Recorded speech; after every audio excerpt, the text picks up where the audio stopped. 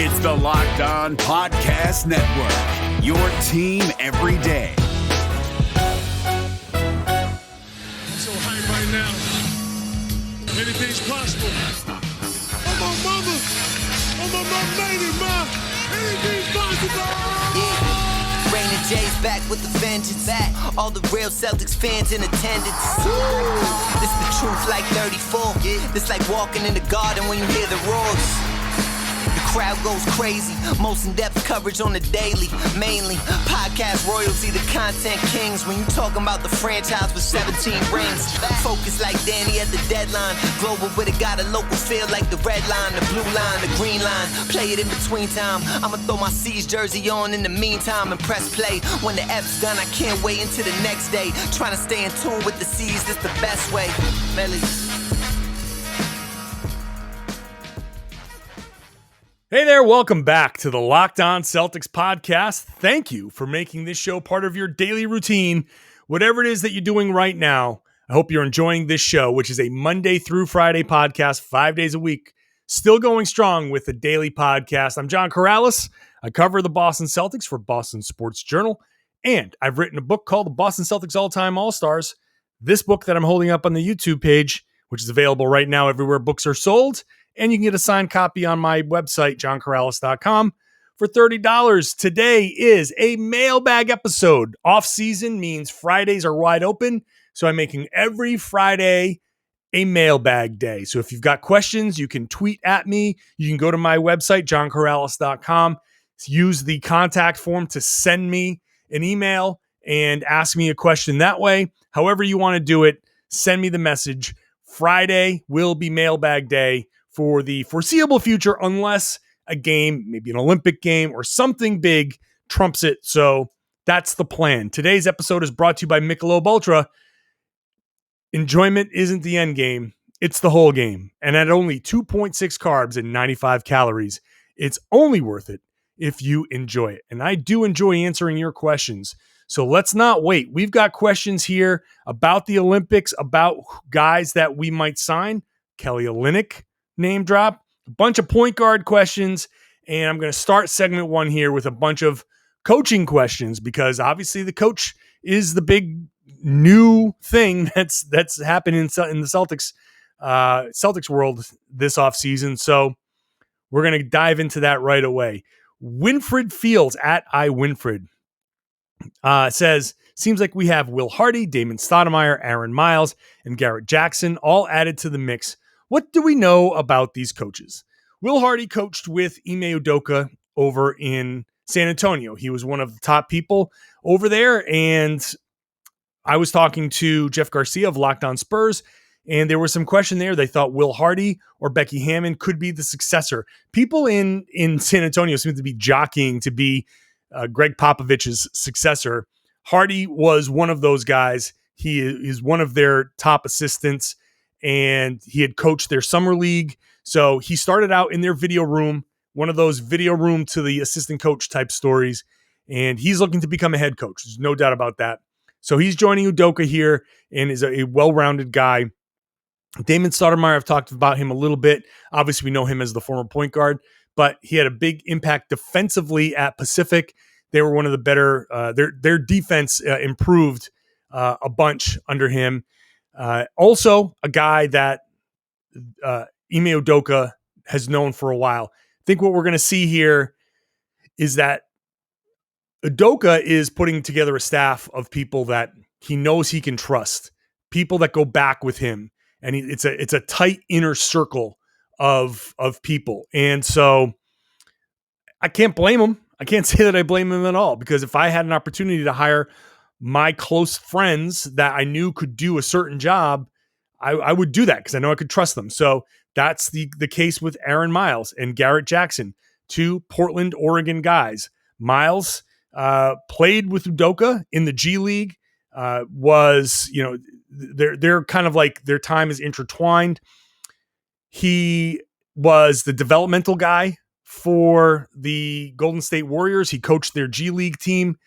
So he's coming in, and I assume he's going to handle a lot of the player development type stuff there. Although all the coaches are player development coaches. Guys get in with they're all kind of assigned. And I'll get to this question. In fact, let me just fold this in here from Riley Rossellini. Could you dive into the specialties of assistant coaches and what their appeal is? Who would be the top assistant? Who will help out the most with offense for the defensive-minded Udoka?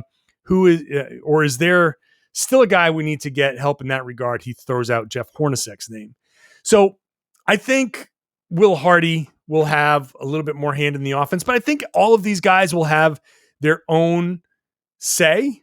I don't know that he's putting together a strict offensive coordinator, defensive coordinator type of system. That's something that when we get an opportunity to talk to Udoka, who's now with Team USA, when we get an opportunity to talk to him, maybe we'll have some clarity there. But for now, Aaron Miles, he's a former point guard. So he and Damon Stoudemire, I think, will have an impact on the point guards here in Boston. They, like I said, Stoudemire was strong in the defense when he was head coach at Pacific. Miles will have some level of that, but he might be working with the younger guys. Garrett Jackson, another Portland guy, a former player, much like Udoka, was more of a wing / big 3-4 type of guy. And it's another former player on the staff. So in general here, what we have is former players and now coaches who I think are looking to relate to the players. We're looking for relatability with the players. I think the assistant coaching staff is a tight-knit group with Udoka, guys that he can trust. He talked about a high-energy group, which this will be. He's not leaning on former head coaches, although Will Hardy, like I said, coached the Summer League, so he's run things. Damon Stoudemire was a head coach in college. Aaron Miles has G League head coaching experience. So there is some level of coaching experience kind of folded and interwoven throughout this assistant coaching staff. And while I have advocated for a former head coach to be on the staff, I do acknowledge that having Brad Stevens around does add that element. So that might be something that Udoka might not feel that he needs. And if he needs any sort of former NBA head coach type of stuff to lean on, he can lean on Brad Stevens and in a way where he doesn't have to listen to it during a game, but afterwards he can say, hey, what about this? What about that? What did you think? Do you think I should have done something differently? I'm sure Brad Stevens, and he has said so, is not going to just come out and say, ooh, you should have done blah, blah, blah. Like he's going to let Udoka kind of figure it out. And when Udoka needs some advice and comes to Brad for advice, Brad will give it to him.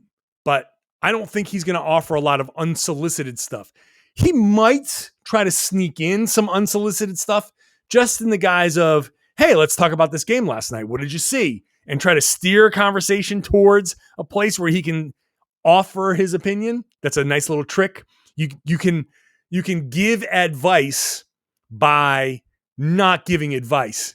Talk about a situation and he could say, I always thought like my plan was always to do blah, blah, blah. So it was good to see that you might have done this, or it was interesting that you did this because I liked to use this guy in this way. And, this is a different thing for him. Just to slide in a little bit of advice, a little bit of, hey, just chew on this without offering the advice.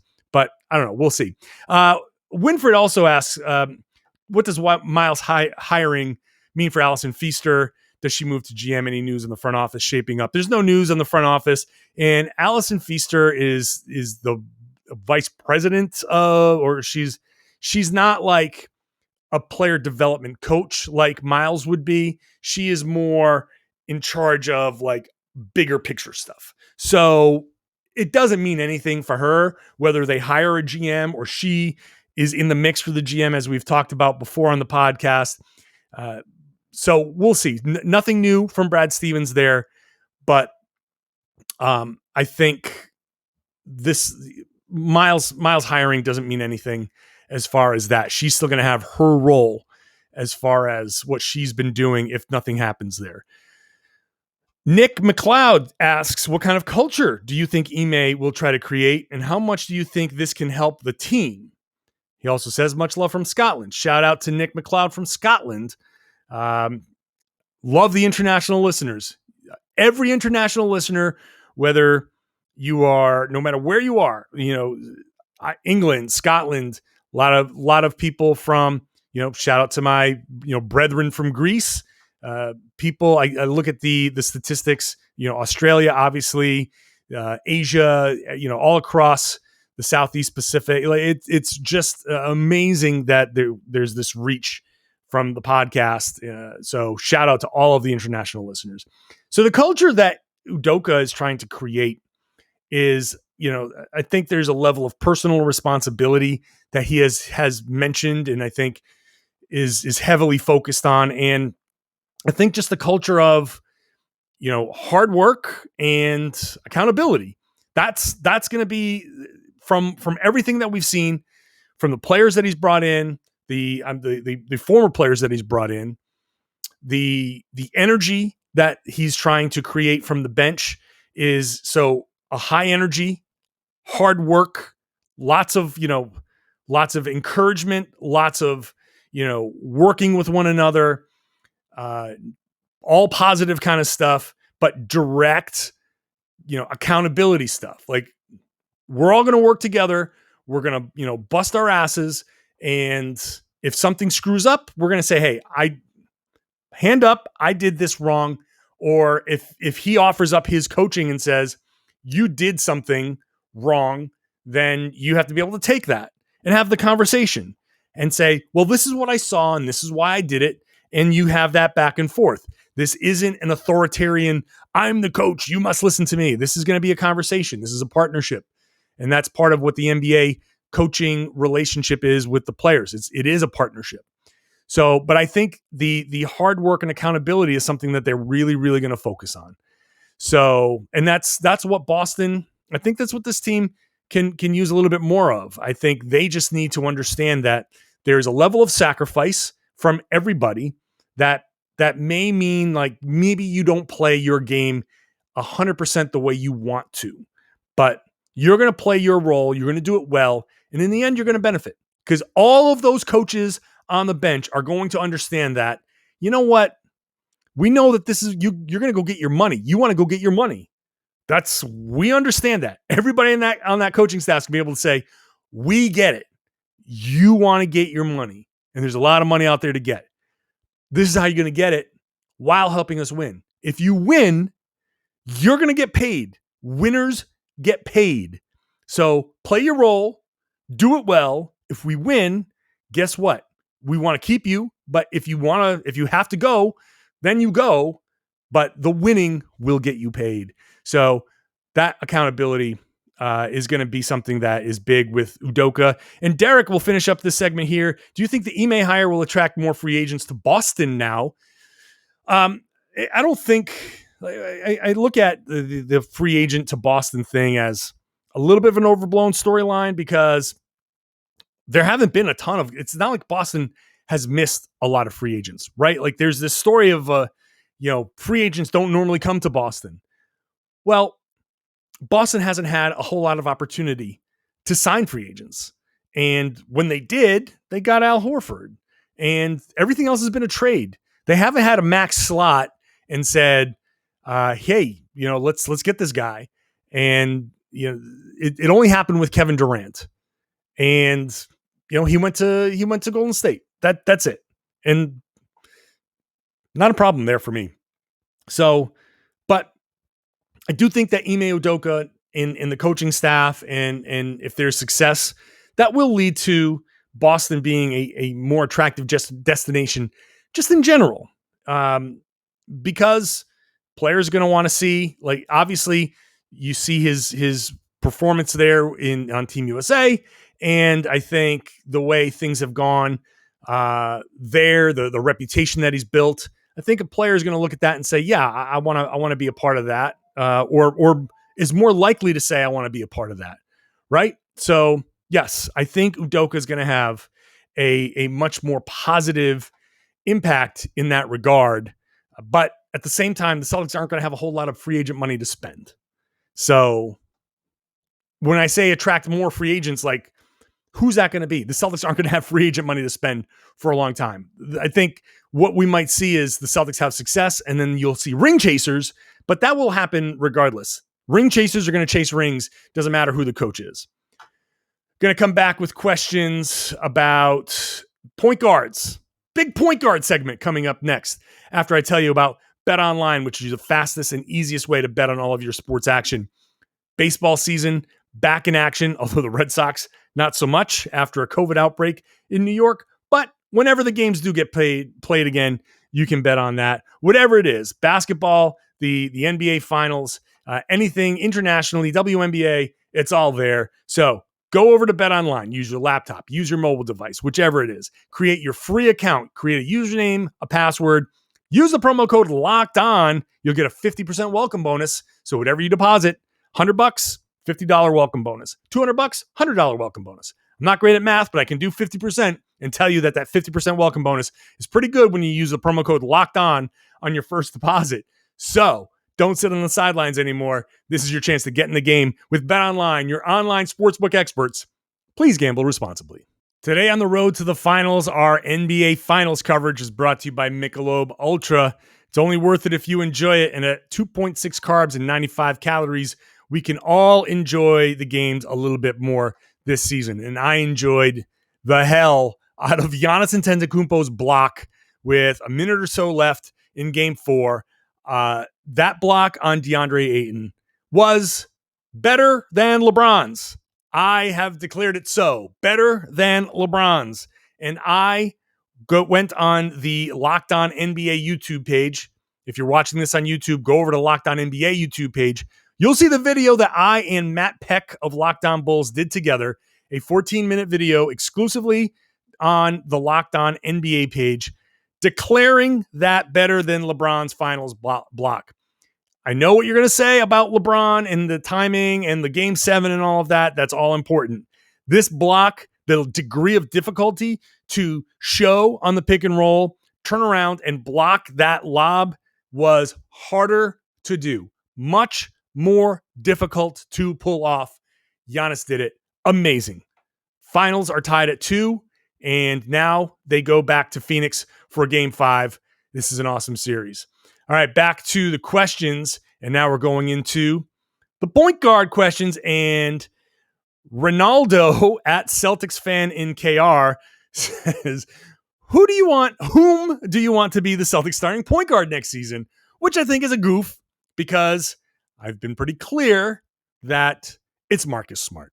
If you've listened to any amount of my podcasting or read any bit of my writing, you know that it's Marcus Smart. And at Rational Celtics says, assuming Smart is the point guard, what do you think is more important for a fifth starter, shooting or size/defense? So we're looking at, I think, if Smart is the starter, then it's Tatum, Brown, and Robert Williams. I'm looking at a 4 there. I don't think you want to slide Tatum down to the 4, although you can very easily.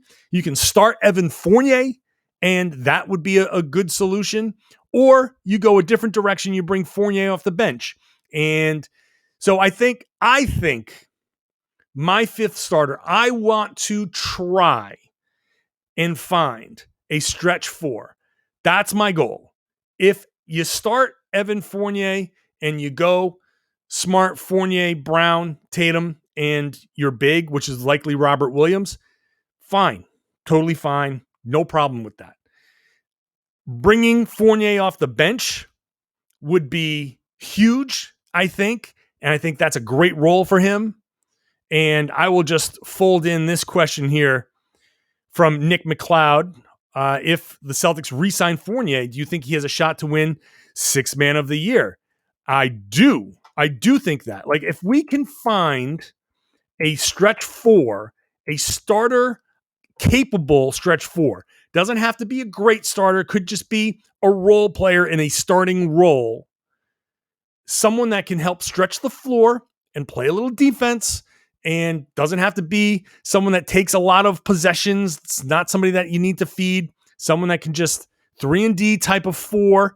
That would be, I think, ideal because that just pulls another big out of the paint. That gives Tatum and Brown chances to drive. That gives Marcus Smart room to drive. Pick and roll options where you have Rob with the lob, the rim rolling. I just think pulling another big with a stretch 4 out of the lane will be very advantageous. However, if you're starting Evan Fournier, that stretch 4 basically is Jason Tatum. So you're kind of getting the same effect, but you're missing that guy coming off of the bench. And I think with Fournier scoring off the bench, you sub in Fournier, Al Horford, and your point guard, your backup point guard, whoever it is, Pritchard or point guard to be named later. I think that really helps the Celtics. So I do think Pritchard can be a 6 man of the year candidate. I think it's set up for that to be a possibility. And I think that shooting a guy with size who can shoot, if you can find him, that would be ideal. Piotr Tomcia, who says cheers from Poland, another international listener. I apologize if I butchered your name. Says, hey, John, my question is, if Marcus Smart wins the chip with the C's, does he get his number retired? If he stays for a few more years, I don't know if he gets a number retired, but he actually, it's a conversation. It's a conversation. I think they might be a little bit more judicious moving forward because you don't want to keep, oh, yeah, okay, so 34 is gone. 35 is gone. Let's 36. Let's go. Let's blow out all the numbers in the 30s. We're going to, in 20 years, we're going to have starting lineups with all guys with numbers in the 80s. But look, it's not going to happen if the Celtics win a championship here and he leaves in a couple years. I don't know, probably not.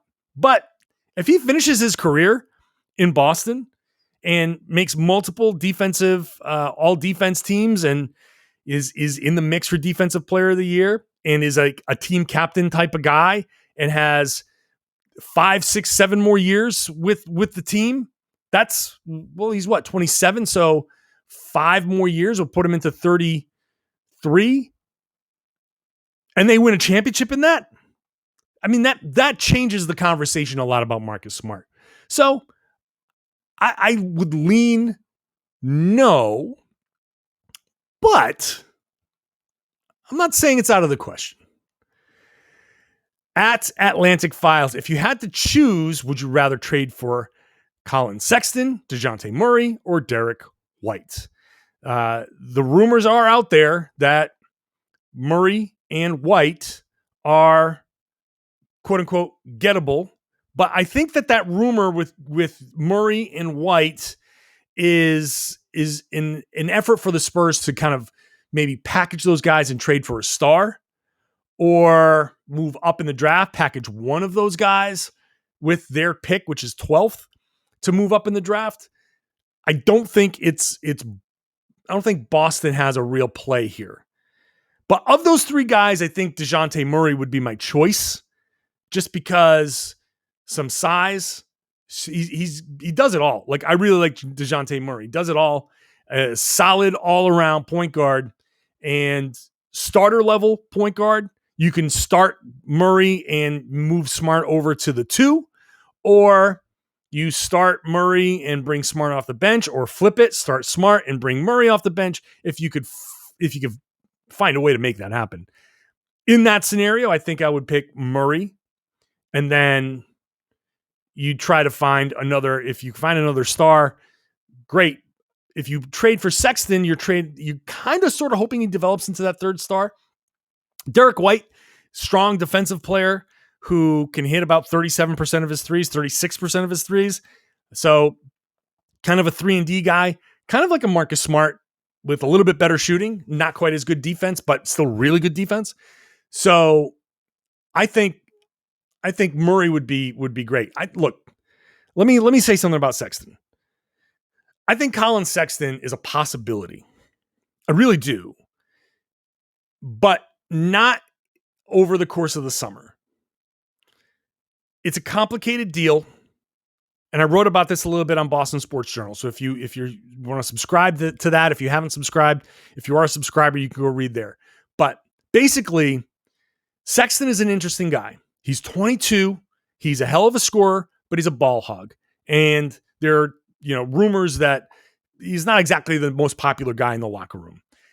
I think that situation in Cleveland has made it difficult. I think, the Kevin Love situation, Kevin Love and he have had some serious kind of back and forth issues.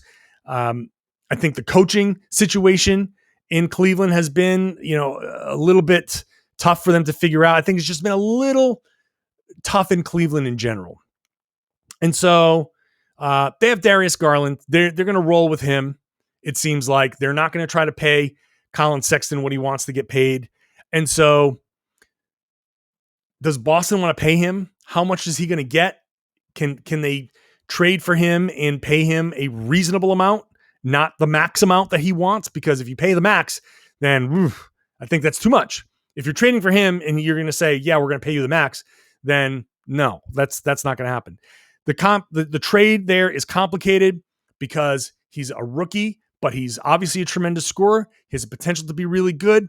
He's young. You put him in an established locker room like the Celtics, where he's obviously he walks in and he's not the man, right? You walk in there in the locker room with Jason Tatum and Jaylen Brown, and you got Al Horford looking at you from across the room, and you got guys who are established. It's a different feel in that locker room. So maybe that kind of straightens him out. Again, he's 22. He's going to grow. He's going to grow up. I think there's a strong possibility that Sexton can smooth out those edges. And the reason why Sexton really, really intrigues me, at the end of last season, the last game, meaningless game against Brooklyn, he ends up getting ejected, a questionable ejection on an elbow to Durant's head. It was kind of like one of those, bring the ball around. His elbow caught Durant's head. That's for sure. But he got ejected for it. I thought it was questionable. So instead of going back into the locker room being like, you know what, season's over, screw it, he sits there and stares and watches the end of the game from the tunnel.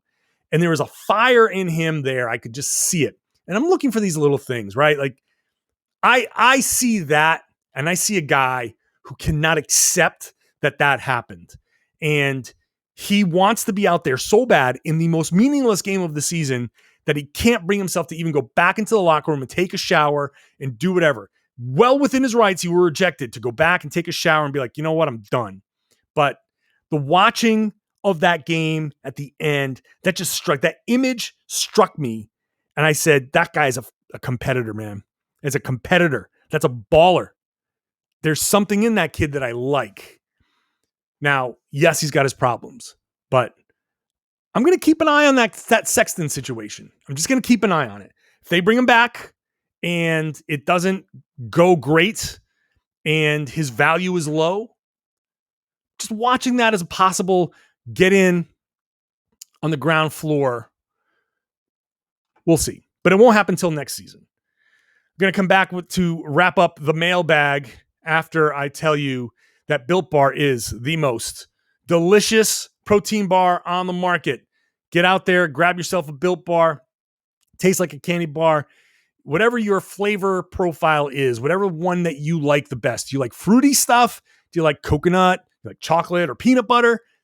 All options for you. Even if you've got a nut allergy, you can have a Built Bar because there are plenty of non-nut options there for you.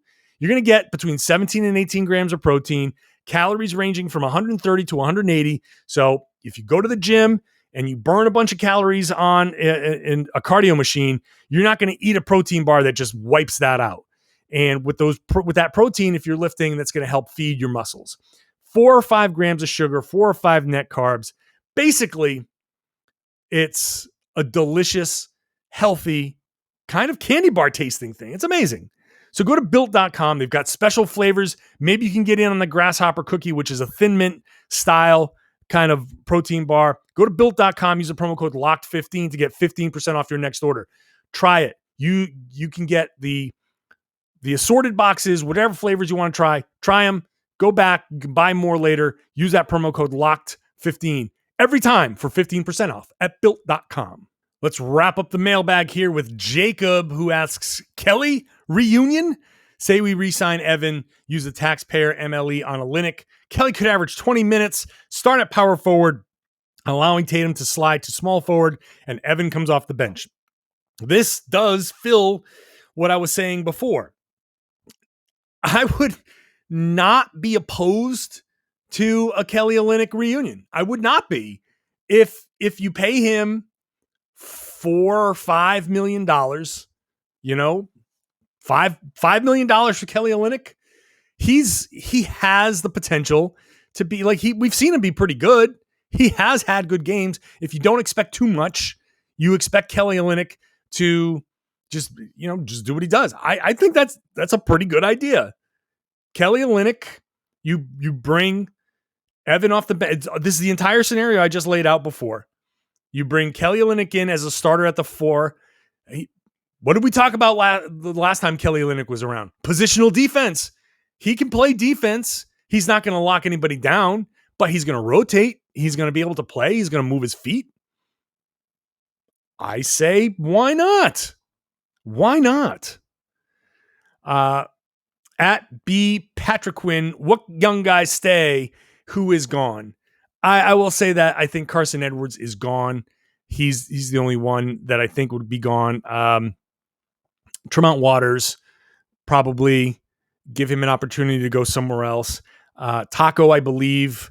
I'm confused a little bit. I think they can sign him to one more two-way deal. We'll see what they do. But I don't know. That's kind of up to Udoka. And does he want to spend time developing Taco Fall? That's kind of up to him. It's not even up to Brad Stevens. Like, they can have that conversation. And if Udoka says, yeah, I see something in him, let's bring him back, then great. I don't know. I think Udoka might want to go in a different direction, but I'm just guessing there. So, but I think Romeo stays. I think Aaron Nesmith stays. Grant Williams stays. So, yeah, I think that's it. I don't think there's going to be a lot of end of bench turnover as far as that goes.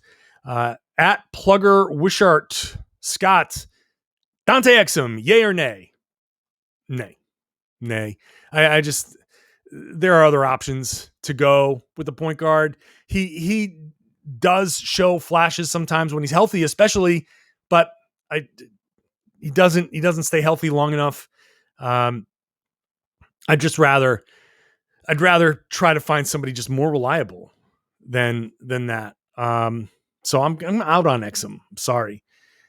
King Kahuna, if you were GM for one day, is a bad idea, and had one move to make for the Celtics, what would that move be? I don't know. Find a package to trade for Bradley Beal. Get on the phone with the Washington Wizards and try to find a non-Jaylen Brown package to see if Bradley Beal is willing to force a trade to Boston.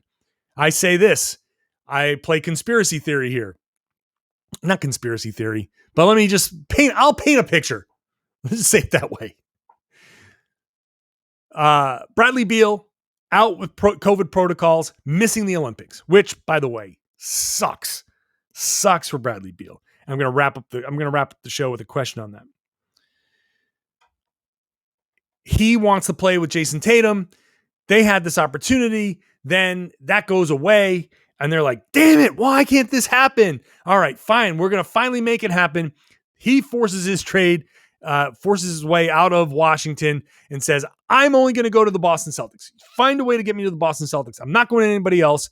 I'm going to leave for nothing, or I am not going to report to anybody else. I don't want to go anywhere, just Boston. Okay? Let's just pretend that that's going to happen. I don't think so.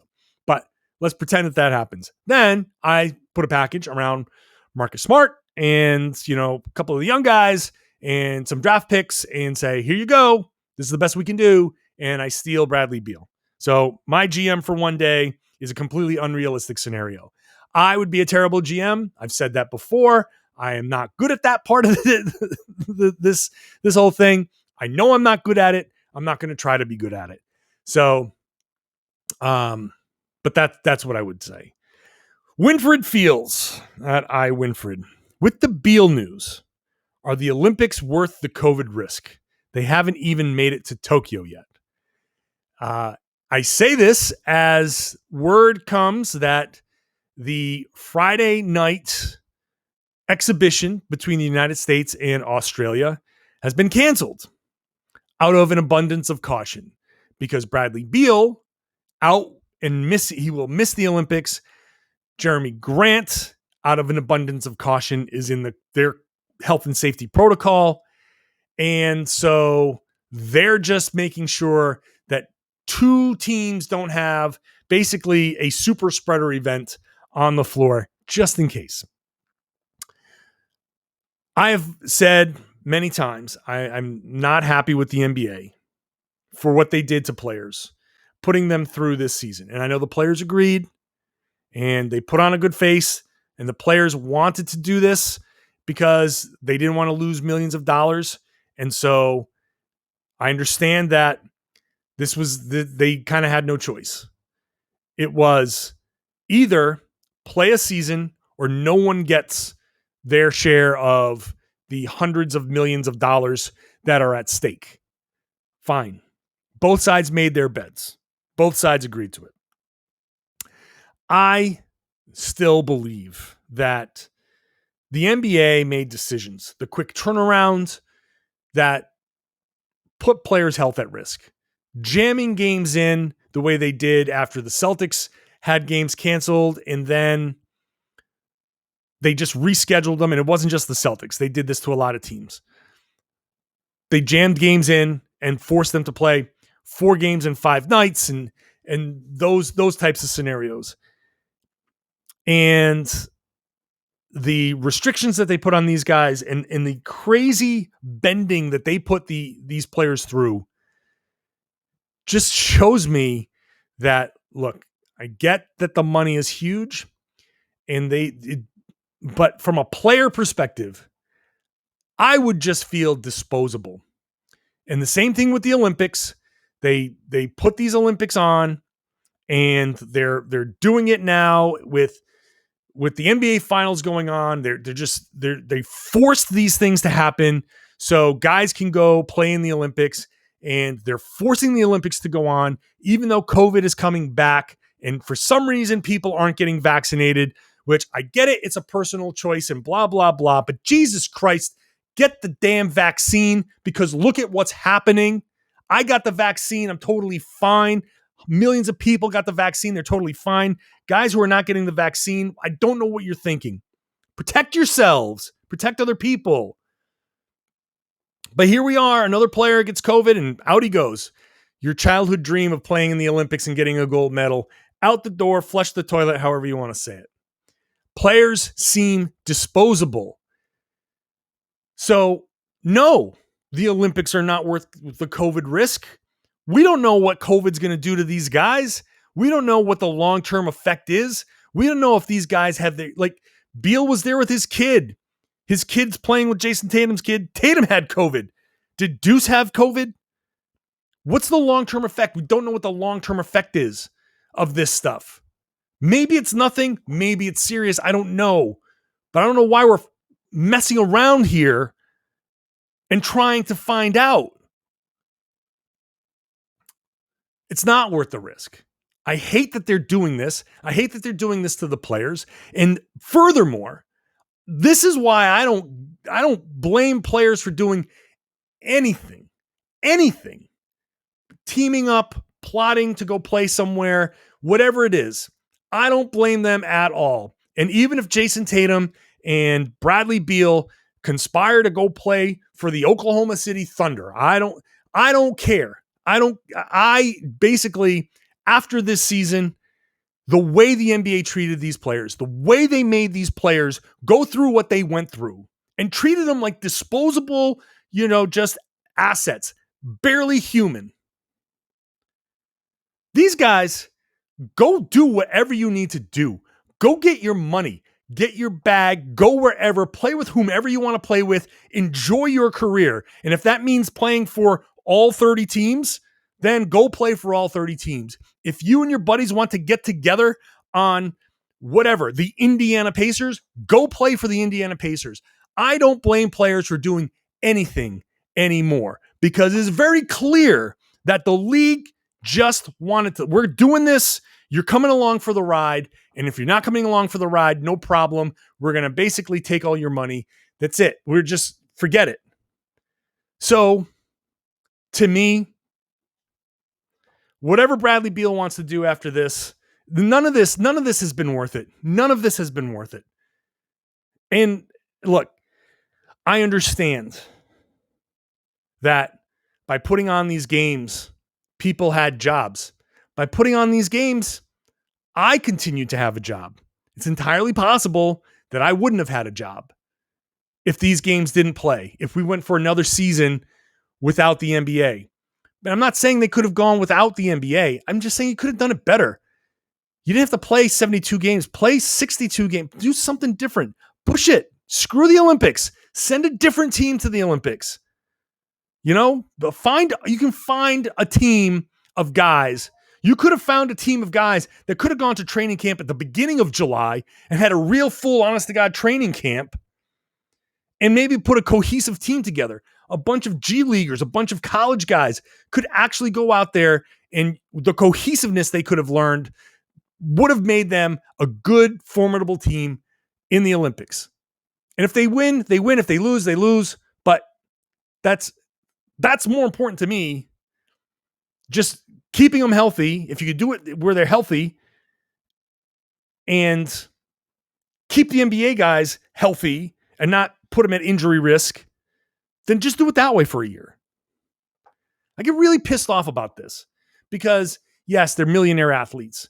And again, they signed up for it. I obviously come at this from a player perspective. These guys have short careers. They put their bodies on the line. Their bodies are their work. Their bodies are their ticket to generational wealth. A lot of these guys come into the league with nothing, and their bodies are their tickets over the course of, some guys it's 3-4 years. Some guys it's 14 years. Some guys it's a little more. But it's their bodies that get them this opportunity to set up their families, their kids, future generations, to create charities, to go back into their communities and uplift people out of tough situations, to create foundations that give kids chances. It's these guys and their bodies that allow them to do all of this stuff. It's not just, hey, LeBron James is going to be a billionaire. You know, so LeBron James also built a school. LeBron James is also doing other charity work, and he's giving kids a chance. He's pulling kids out. Other players, Jaylen Brown is doing it. Other players are doing this stuff. Not everybody, but a lot of guys are. When you mess with their bodies, you take away their ability. You take away their earning ability, and you take away their ability to do other things. And you have a finite career. No one plays forever. These guys, I guess, there are some guys who are out there that can play longer than others, but at some point LeBron's going to retire. And you've only got so much time to make your money. And LeBron's an outlier, but some guys, like Carson Edwards. How much time does Carson Edwards have in this league? He's on the fringe. He's making money. He's making millions of dollars. This is going to set him up. When he's done playing, when his career's over, that's it. Like, you got to go out there and get a real job and be a coach or a broadcaster or whatever else that he wants to do with his life. But this is where you earn the most money. It goes away at 35, maybe if you're lucky till, a little bit later. But that's it. Your earning potential is over. Except for a select few. So anything that screws with their ability to do this, that puts those guys' bodies at risk, bothers me intensely. Because I know how fragile that is. I know how fragile health is. One little move, one way or the other, and that changes a lot. Careers change in a flash. It all goes away. So, no, it's not worth it. But they're going to do it. So, whatever.